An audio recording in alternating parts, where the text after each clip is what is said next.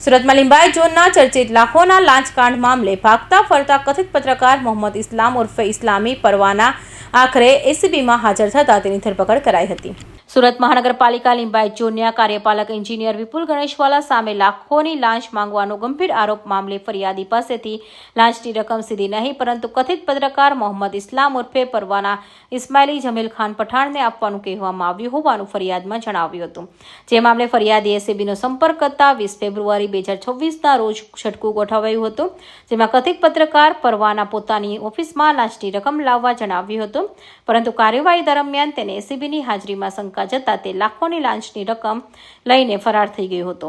ગત ફેબ્રુઆરી મહિનામાં લિંબાયત ઝોનમાં એક ફરિયાદીની ફરિયાદ અન્વયે સંતોષ સબ ઇન્ડસ્ટ્રીયલ એસ્ટેટ જેમાં ડિમોલિશનની નોટિસ આપી અને ડિમોલિશન નહીં કરવાના અવેજ પેટે રૂપિયા 4 લાખની માગણી એ લિંબાયત ઝોનના કાર્યપાલક ગિજ્ઞેશ ગણેશવાલા તેમજ એક વચેટીયો ઇસ્લામ ઉર્ફ પરવાના આ બંને વિરુદ્ધમાં રૂપિયા 4 લાખની લાંચનો ગુનો રજીસ્ટર થયેલો, જે કામે ગણેશવાલાની જે તે સમયે ધરપકડ થયેલી, જ્યારે ઇસ્લામ ઉર્ફ પરવાના જે ગુજરાત દૈનિક નામનું એક વર્તમાનપત્ર ચલાવે છે અને પત્રકાર તરીકેનો વ્યવસાય કરે છે, જે એ સમયથી જ ફરાર હતો, એણે ગત રોજ એસીબી સમક્ષ ધરપકડ હોવાની છે અને એની અટકાયત કરી અને હાલ આગળની કાર્યવાહી અમે કરી રહેલા છીએ। સર, આરોપી કોઈ ગુનામાં આગળ પકડાયેલો છે?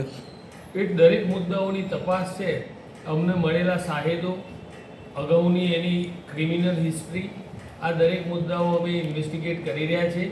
આજ નામદાર કોર્ટ સમક્ષ એના મેક્સિમમ રિમાન્ડ મેળવી એ આ જે 5 માસ સુધી ભાગતો ફર્યો એ સમય દરમિયાન એને કોણે કોણે સહકાર આપેલો છે, એ કયા કયા શહેરોમાં અથવા તો ભારતના અન્ય કયા કયા રાજ્યોમાં ભાગેલો છે, તેમજ આ જે 4 લાખ રૂપિયાની રિકવરી છે એ માટે પણ અમે નામદાર કોર્ટ સમક્ષ આ રજૂઆત કરી અને રિમાન્ડ મેળવીશું અને જે બી પરિણામો ભવિષ્ય આગળના મળશે તમને જણાવીશું। સાહેબ, ટ્રેપ દરમિયાન આ પરવાના કઈ રીતે ભાગી છૂટ્યો હતો?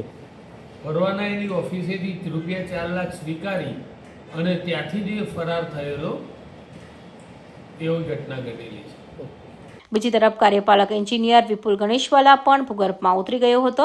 ત્યારબાદ એસીબીએ કાર્યવાહી કરીને કાર્યપાલક એન્જિનિયર વિપુલ ગણેશવાલાની ધરપકડ કરી હતી, જ્યારે કથિત પત્રકાર લાંબા સમયથી ફરાર હતો। હવે આખરે મોહમ્મદ ઇસ્લામ ઉર્ફે ઇસ્માઇલી પરવાના જમીલ ખાન પઠાણ સુરત એસીબીનો સમક્ષ હાજર થતા તેની ધરપકડ કરી વધુ તપાસ હાથ ધરી છે।